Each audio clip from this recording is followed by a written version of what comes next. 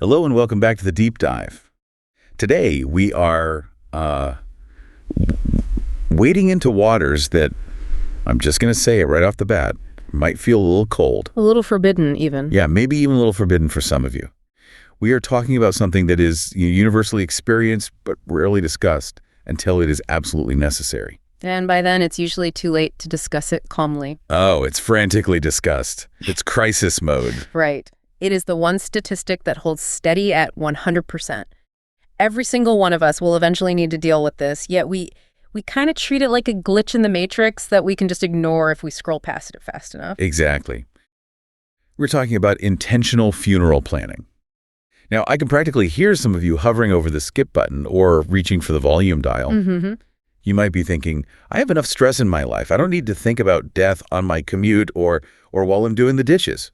But stick with us. Please do. Because as we were going through the research for this, specifically the Informed Guide to Intentional Funeral Planning and just the incredible library of educational resources from the funeral program site, I had a total shift in perspective. This isn't really a conversation about death. No, not at all. It's the opposite in a way. It's a conversation about love. It's about logistics, sure, but at its core, it's really about protection. That is the perfect word for it, protection. Yeah. If we frame this deep dive correctly, and that is my goal today, we aren't talking about the end of life in a morbid way.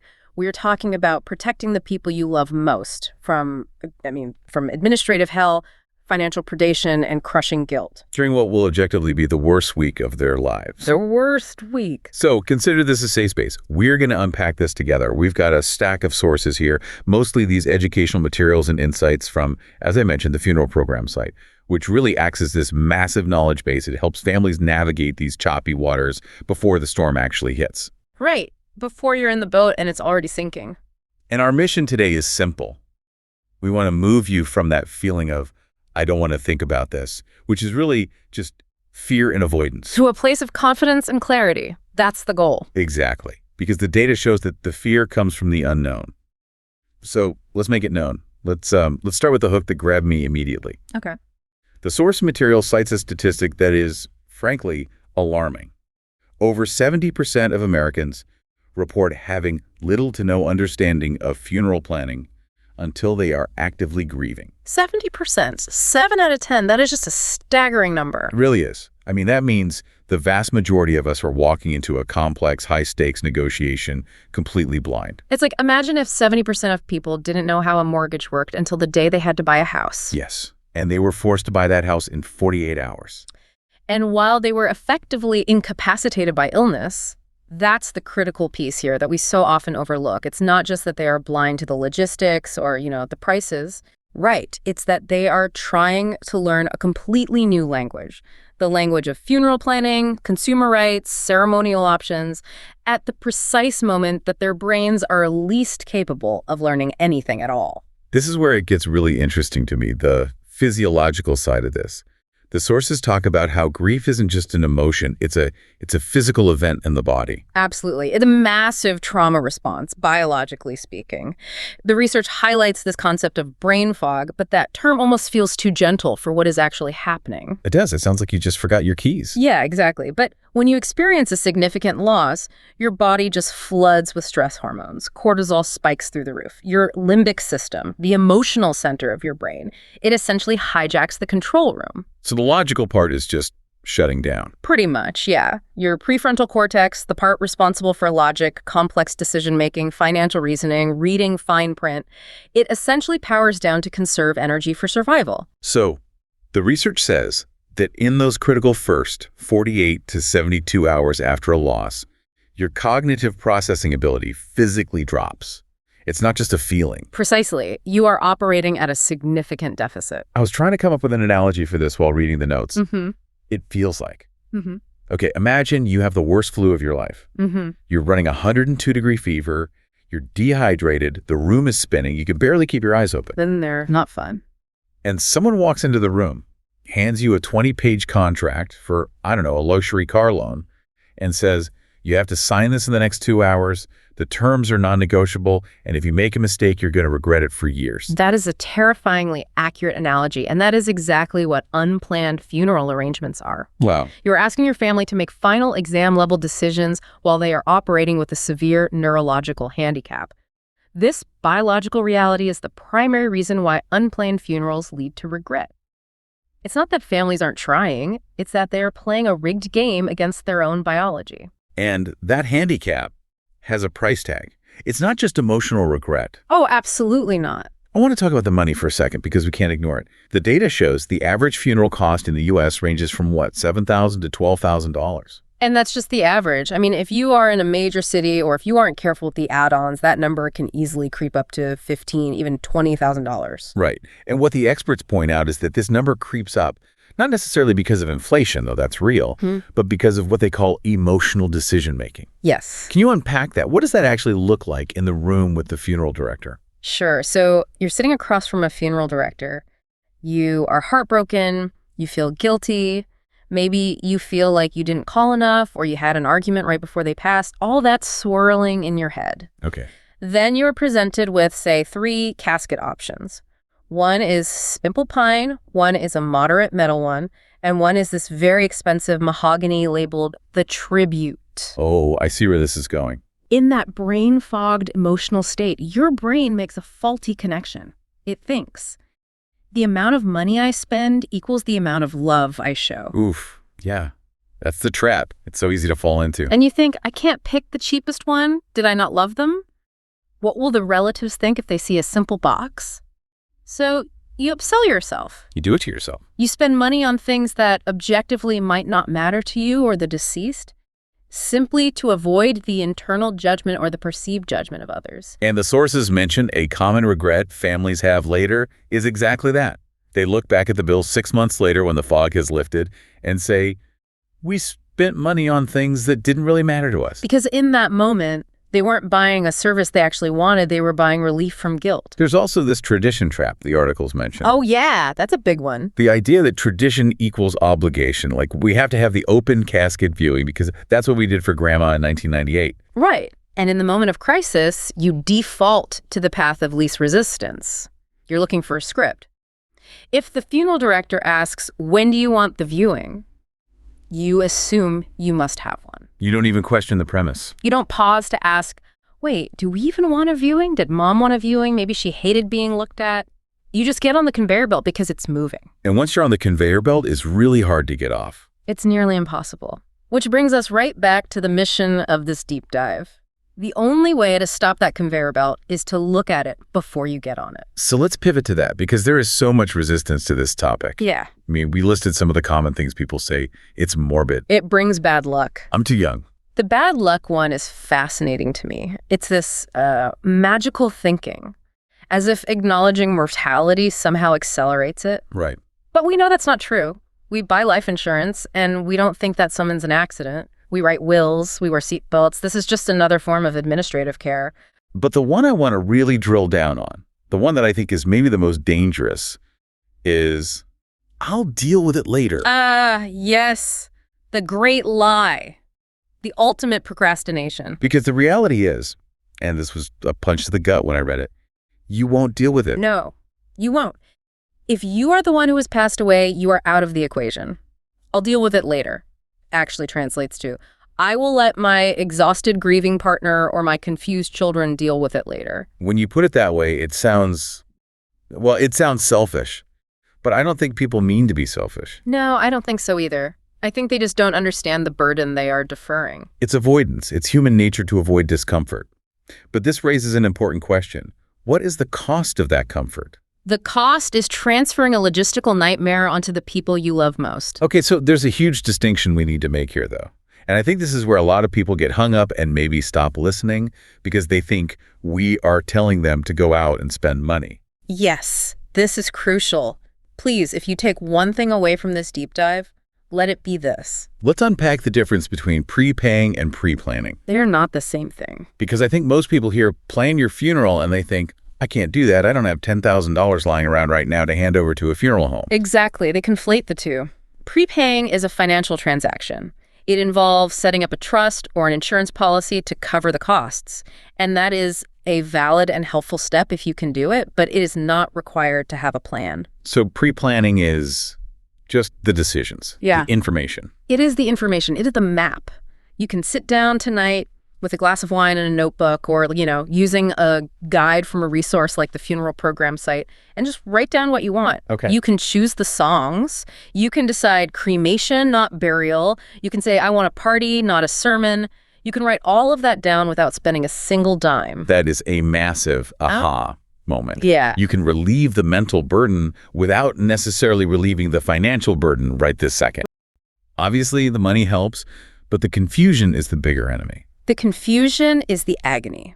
Imagine your spouse standing in a room, asked to pick a hymn, and they have no idea what your favorite hymn was. Oh, that's awful to think about. They will agonize over that choice. Did I pick the wrong one? Would she hate this? Is his mother going to be offended? If you just write it down, you eliminate that agony. You turn a guessing game into an instruction manual. And the data says even partial planning provides relief. It doesn't have to be a 40-page dossier with every single detail ironed out. No. Even a sticky note on the fridge that says, please play Here Comes the Sun and Don't Let Uncle Bob Speak is a gift. Okay, I love that. Don't let Uncle Bob speak. Very practical advice. It provides direction in the chaos. Okay, let's move into what you actually need to know. The menu of options, so to speak, because, again, that 70% statistic, we don't know this stuff. Right, and this is where consumer protection comes in. This Right. isn't just about feelings, it's about rights. So the Federal Trade Commission, the FTC, actually has a specific funeral rule. They do. And it was created because this is a vulnerable industry. Vulnerable consumers, I mean. The funeral rule states that funeral homes must provide a general price list, or a GPL. And what does that look like? Is it just a menu? It's exactly what it sounds like, a menu with prices. But here's the problem. Many families don't realize they can ask for this up front. They walk in and they just wait to be told what the package is. They assume it's all or nothing, like buying a car where you have to take the tires the dealer gives you. Correct. But the law says you have the right to pick and choose. You have the right to itemize. You can look at that list and say, we want the transfer of remains, but we don't want the embalming. Oh, wow. We don't want the staff for reviewing. We will handle the obituary ourselves. You can unbundle the package. That is the right to decline. Yes, and specifically, declining embalming is a big one. In many cases, and this depends on state laws, and timing embalming is not required. And I think most people assume it's mandatory. They do. They assume it's for health reasons, or it's the law. It's often not. Unless there is a public viewing or transport across state lines, refrigeration is usually sufficient. And this is where, again, those educational hubs like the funeral program site are so valuable because you can go there now while you are healthy and calm and see what these things are. Right. You can look at templates. You can see, oh, I can print my own memorial folders. I don't have to buy the generic ones from the home at a huge markup. That's a great example. Bringing in outside products. The funeral rule generally protects your right to buy a casket or an urn from a third party, say online, or from a local artist. Really? And the funeral home cannot charge you a handling fee to use it. So they can't charge a corkage fee for a casket. No, they cannot. It is illegal. But most people don't know that, so they feel pressured to buy from the showroom floor where the markup can be significant. Knowing these rights before you are grieving changes the entire dynamic of that meeting. It changes everything. You walk in as an empowered consumer, not a helpless victim of circumstance. There is one other concept in this section that I really want to highlight. We called it the power of the pause. Yes. This is perhaps the single most important piece of advice for anyone who might be in the thick of it right now or soon. The source material lists what families wish they had known, and number one was, you are allowed to pause. We live in a society that rushes everything, and when someone dies, there is this frantic energy. Call the home, pick up the body, schedule the service, print the invite. It feels like a runaway train. But it doesn't have to be. No. Unless there are specific religious requirements for immediate burial like in Jewish or Islamic traditions, you almost always have time. What does that look like practically? It means you can take a few hours before you even call the funeral home, just to breathe. Once you are at the funeral home, you can say, I need to go home and think about these prices before I sign. You can just walk out. You can walk out. You can say, please email me this price list and our family will decide tomorrow.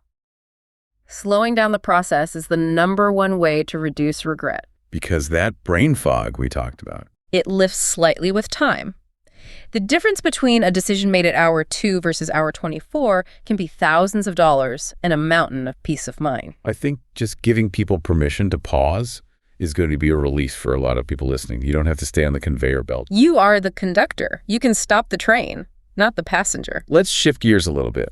We've talked about the logistics and the rights, which are so important. Now I want to talk about the experience itself. Okay. Designing a meaningful experience.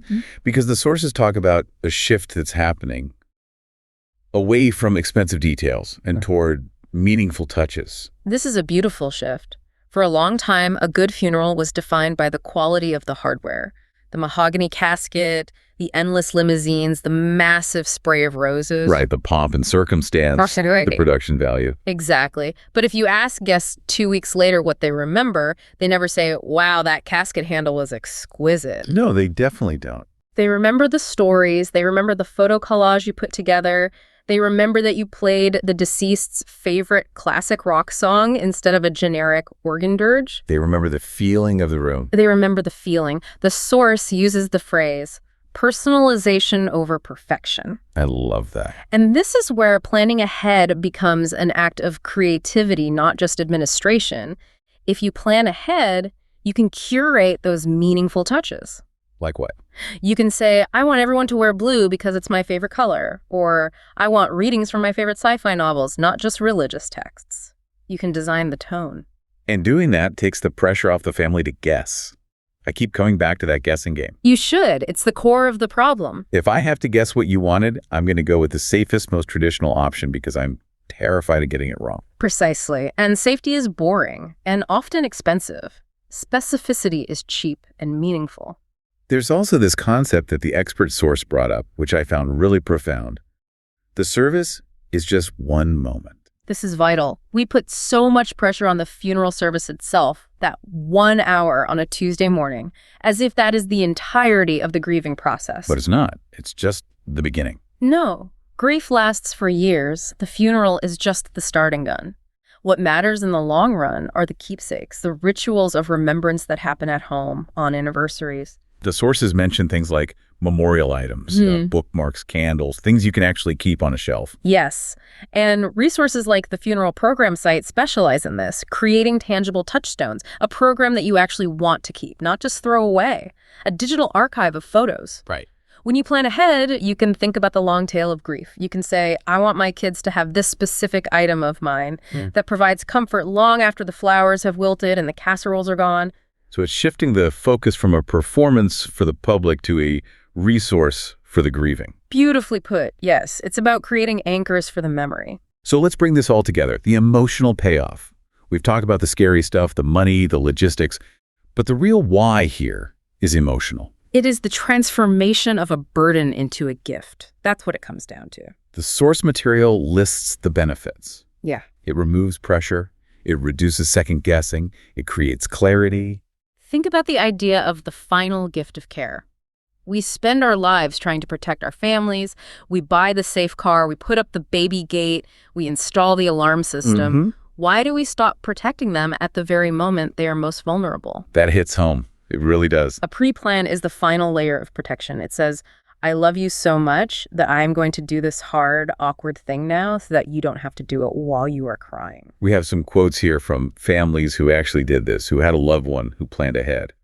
And the difference in tone is it's night and day compared to the crisis families. Read a couple of them. They're powerful. Okay, here's one. I'm so grateful we talked about this. It made everything easier. And another, we knew we were honoring their wishes. There was no argument, no guilt. No argument. That's a big one. Grief brings out conflict in families. Oh, for sure. If mom didn't say what she wanted, the siblings might fight. She would have wanted this. No, she would have wanted that. If mom wrote it down, the fight is over before it even begins. It bridges the gap between the brain fog and the need to act. It's like leaving a flashlight for someone in a dark room. That is the perfect image. And look, I know this has been a heavy deep dive. I know some of you are listening to this and thinking, okay, good points, but I still don't want to do it. And that is a normal human reaction. We get it. But the main takeaway here, from all the sources we've looked at, is that information is the antidote to fear. It is. The monster under the bed is always scarier when the lights are off. When you turn the lights on, when you look at a general price list, when you browse a site like the funeral program site just to see what a template looks like, when you have a 5-minute conversation with your partner, you are turning the lights on. And suddenly, the monster is just a pile of laundry. It's just logistics. Just logistics. I like that. It strips the horror away and leaves the practical. And it allows you to get back to living. That's the irony. People think planning for death is depressing, but once it's done, you don't have to worry about it anymore. You can focus on living your life knowing that you haven't left a mess behind. It's about living with confidence. Confidence that you have been a responsible steward of your family's well-being right to the very end. So, as we wrap up this deep dive, I just want to offer a gentle reassurance. If you have made it this far, you have already taken a brave step. Absolutely. Just listening is a form of preparation. You've already started. You are not alone in this. It is normal to feel overwhelmed, but the advice from the experts is clear. You don't have to do it all today. You don't have to pay for it today. Just take one small step. One tiny thing. Look at a website. Write down 3 songs you like. Tell your spouse, hey, just so you know, I want to be cremated. One conversation. That's all it takes to start. The data shows 89% of Americans agree that talking about end-of-life wishes is important. Almost everyone thinks it's a good idea. But then you ask how many have actually made arrangements. It's just 17%. That is such a staggering disconnect. 89% say yes, but only 17% actually do it. We call that the avoidance paradox. We know it's important, but the barrier to entry emotionally, logistically, it just feels so high that we freeze up. Yeah, you just stay in that 89% of good intentions. Exactly, instead of moving into that 17% of action. So our goal with this deep dive is to help move you into that 17%. And the sources, they use this term for what happens when you do, and I really like it. Mortality ease. It's a great concept. It's this idea that looking at the inevitable doesn't actually add anxiety to your life. It subtracts it. It gets rid of that low-level hum of worry so you can get on with living. So let's start with the why. If we all know we should do this, why don't we? One of the sources, Funeral Basics, breaks down these barriers, and I think everyone listening is going to recognize at least one. The first is what they call the immortality illusion. I'm too young. Which, let's be honest, is a very comfortable lie, right? It's a problem for future me. Right, but future me might not be in a position to handle it. And that leads right into the second barrier, which is this big misconception about money. So many people think planning is the same as paying. They think, I don't have 10 grand lying around for a funeral, so I can't do anything. Exactly. But that's not actually true, is it? Planning is just making decisions. You can write it all down. You can plan everything, the songs, the speakers, burial, cremation, without spending a single dime. Prepaying is a financial choice. Planning is just communication. Then you get the I'm too busy excuse, but it's the last reason on the list. I think this is the one that does the most damage. It's the assumption that someone else will do it. That is probably the most dangerous sentence in all of end-of-life logistics. Because, technically, it's true. If I don't do it, my family, they'll have to. They will have to, yes. Yeah. But we need to unpack what that have to really involves. Yeah. This is where the psychology gets so interesting. Grief experts talk about 2 different kinds of grieving: instrumental grief and intuitive grief. Okay, I haven't heard those terms before. Break that down. So intuitive grief is what we all think of. It's the crying, sharing stories, the emotional processing. It's the heart work. Instrumental grief is the head work. It's all the cognitive tasks: problem solving, making calls, signing forms, arguing about prices. It's the admin of death. Precisely. And here's the kicker. The human brain has a very limited bandwidth, especially when it's under stress. So if you force your family into this high-intensity instrumental grief, trying to find your passwords, debating your wishes, You're blocking the other kind. you are physically crowding out the space they need for the intuitive grief. You're not just leaving them chores. You're actively blocking their ability to properly mourn. And the scale of that administrative blockade, it's quantified in the Earth funeral data. They say a family has to make over 125 distinct decisions right after a death. 125, yeah. That seems so high. How many decisions can there be? Box or urn? Oh, it's so more granular. It's open casket or closed. If it's open, what clothes do they wear? Glasses on or off? Makeup? What flowers? Lilies or roses? Who are the pallbearers? Do we need a police escort? What food are we serving afterwards? And all of this is happening when they are in, probably the worst mental state of their entire life. Absolutely. Shock, sleep deprived, just actual physical pain from the grief. It's a perfect recipe for decision fatigue. And worse, it's a recipe for conflict. I can see that. Imagine three siblings trying to guess the answers to those 125 questions. One thinks mom wanted simple and cheap, and the other thinks mom deserves the absolute best, cost as no object. Now you have a fight. And those are the kinds of fights that stick around. They create rifts that can last a lifetime. Yeah. You're basically leaving behind a power vacuum. Okay, so I can hear someone listening right now thinking, that sounds bad, but I'm covered. I have a will. Ah, yes. The myth of the will. I mean, we see it in movies all the time, right? The family gathers in the fancy library after the funeral. And the lawyer reads the will. Yeah, that is pure Hollywood. It has almost no bearing on reality. In the real world, a will is for distributing assets. Who gets the house, the car? And critically, it is often not even found or read until days, maybe weeks after the funeral has already happened. So if I write my will, I want to be cremated. There is a very, very high probability you will already be buried in a plot somewhere before anyone even reads that sentence. The timeline is completely off. The funeral happens in days, probate takes months. And even if they did find it in time, is it actually binding? In a lot of places, no. Funeral wishes in a will are often treated as just a suggestion. The funeral director is legally required to take instructions from the next of kin, not from a piece of paper in a safe deposit box. Okay, so the will is too slow. What about an advance directive? I have one of those. That's a different lane entirely. An advance directive or a living will is about your health care while you're alive but can't communicate. Like a DNR. Exactly. Right. Do not resuscitate. The second you pass away, that document's power generally expires. It has no say over the funeral. So if the will is too late and the advance directive is expired, who is actually in charge? If you haven't named a specific funeral agent, then state laws kick in. And they default to a hierarchy. Spouse first. If no spouse, then your adult children. And if there are multiple children? Then usually they all have equal say. All of them sounds like a recipe for disaster if they don't get along. You can be chaos. You've created a committee of 3 trying to make 125 decisions by consensus while they're grieving. This is why a plan is such a gift. It dismantles the committee. It gives them a script. It seems like we really have to separate the legal estate, the money and the stuff from the logistical exit. That is a perfect way to put it. The logistical exit is what we're focused on. So let's get into the nitty-gritty of that exit, that MetLife guide. Honestly, it was a little overwhelming. It's like a scavenger hunt for your own identity. It really is. People just underestimate the sheer bureaucracy of dying. You need a death certificate to do anything. Close bank accounts, claim insurance, and to get that certificate, you need data points your kids probably just don't know off the top of their heads. Like what? Your mother's maiden name. That's a common security question, sure, but do your kids actually know it? Your specific social security number. If you were in the military, they need your DD-214 discharge papers. I don't even know where my own DD-214 is right now. Exactly.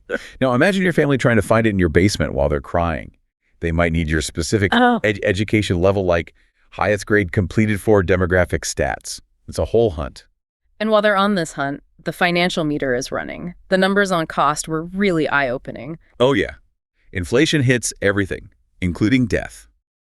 In just 2 years, the median cost of a traditional funeral went up almost 6%. You're looking at a surprise bill of $7,000 to $12,000. And that's if you're being careful. Which brings us to something called the funeral rule.